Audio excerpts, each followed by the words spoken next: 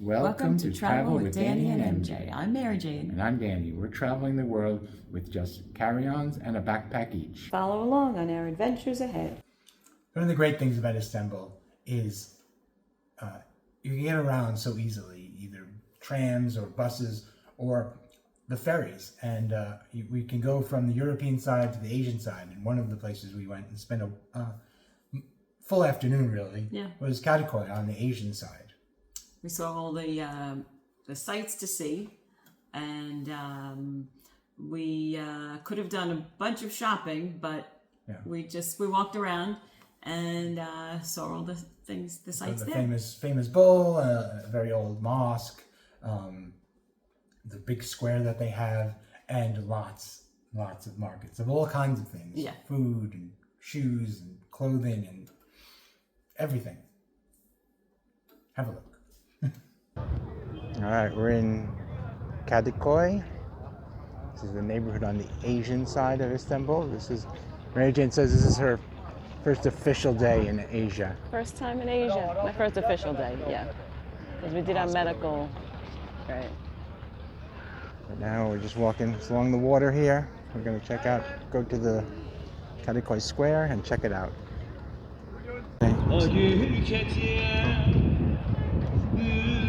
We're in Kadıköy Square.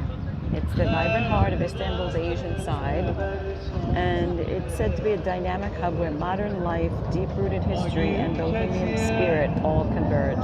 It's not a single square like you would think about, but there are several spaces around this ferry terminal that they consider their hub.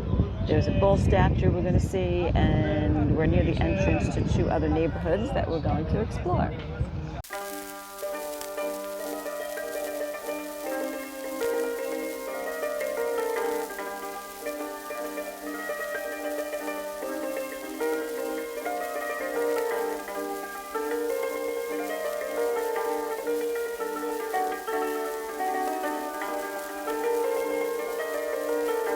The Bull in Kadıköy is one of the most iconic landmarks on the Asian side. It was created by a French sculptor in the 1860s and commissioned by Napoleon. It went from France to Germany and then was gifted to the Ottoman Empire, and it eventually settled in Istanbul in the 1950s. It was moved to this location in 1987.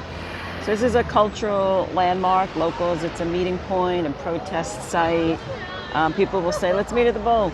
The Bull has been draped in banners, flags, and placards during protests and celebrations, so it's a big social gathering spot for locals. This is the Saray Opera House. It opened in 1927, and it showcases Istanbul's cultural heritage. This is the Aspanaga Mosque. It is small yet historically significant, built in the 15th century.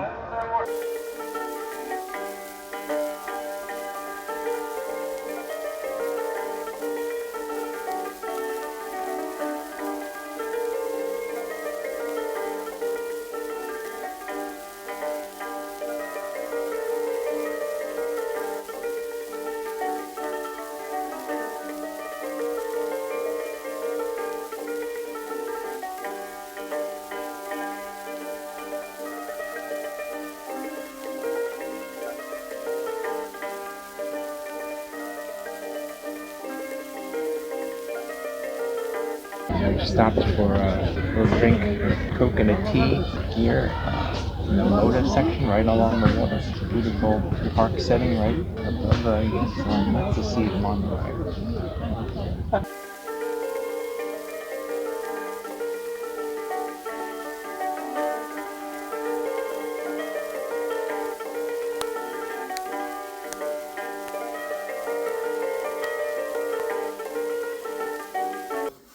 On the European side, there's the very famous bazaars that they have. And one of the first ones we visited, or the first bazaar we visited, was the Grand Bazaar. The Grand Bazaar. So, I had an idea of what to expect, but it's about 10 times that. We went early in the morning, luckily. Well, the first time, because we did go back. And it wasn't crowded, but it's just a lot. It's a lot of vendors and people, and they were very respectful, I thought. But of course, they're saying, "Hey, do you want to try this? Hey, do you need a rug? Hey, do you know?" They're doing their thing. To the Grand Bazaar. Ready, lady? Not too crowded at the moment, so should be fun to have a look around. This place goes on and on. What do you think of this place, lady? It's a bit crazy. We passed like 100 jewelry stalls already. Got candy Glad we got shops. here early. Yeah. It's very nice, very clean, very organized, very sparkly. Oh, but it's crowded in this thing. Woo. There's a big fabric one. We got ways to go either way. Rug shops and handbags and everything you could need here.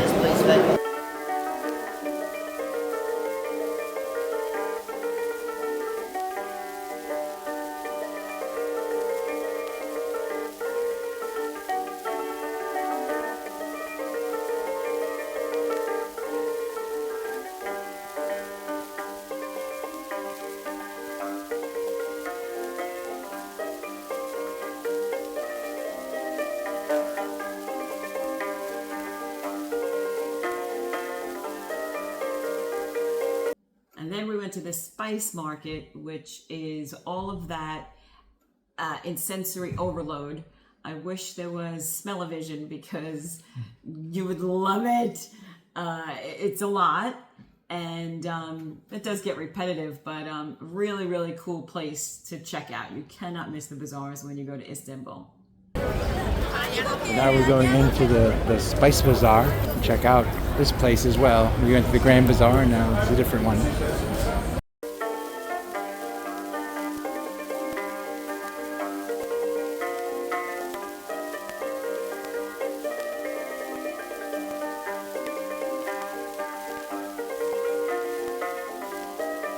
And after you've done all that shopping in the Kadıköy markets and the Grand Bazaar and the Spice Bazaar, you need to relax.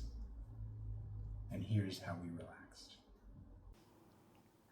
So we went to a Turkish bath, which we had not done before, didn't really know what to expect. It's called the Hammam. And it was pretty cool. I've had massages before, done sauna and steam room, but this was a little more intense. Right. So we went, and they brought us in and gave us a locker to put our stuff in, and then we started with 15 minutes in a sauna. Which is too long for me. Pretty hot. I had to step out a couple times and end a little bit early, but that was okay. Yeah. I think I made it the whole 15 minutes, and then they took us to a steam room for another.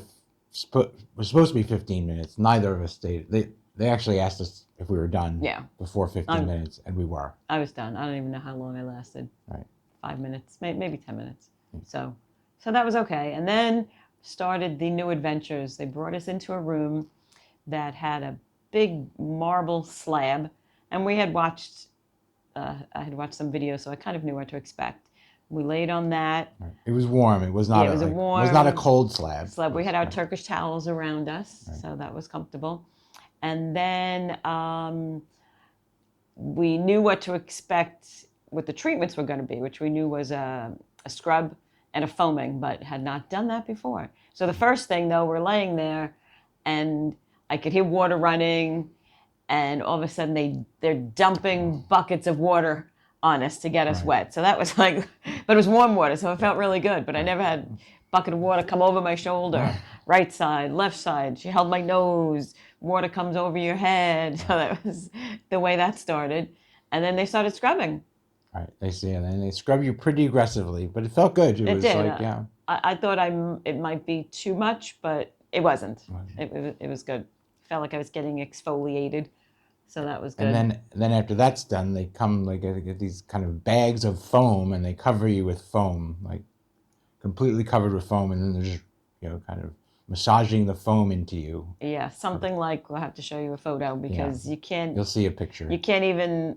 I couldn't imagine it until I had seen a picture myself. So that was all a first, and then it's exfoliate, rinse, foam, rinse. Right. Yep. And that's the end of their kind of basic service. we upgraded a little bit and we got ourselves a full body massage, a relaxing massage they called it, and a reflexology session, which was very nice. Yeah, Right? yeah. So it was a 40-minute massage. We were in the same room, and it was nice and warm and comfortable. And they asked about how much pressure you want. Did Danny want strong? Yes. Did I want strong? No.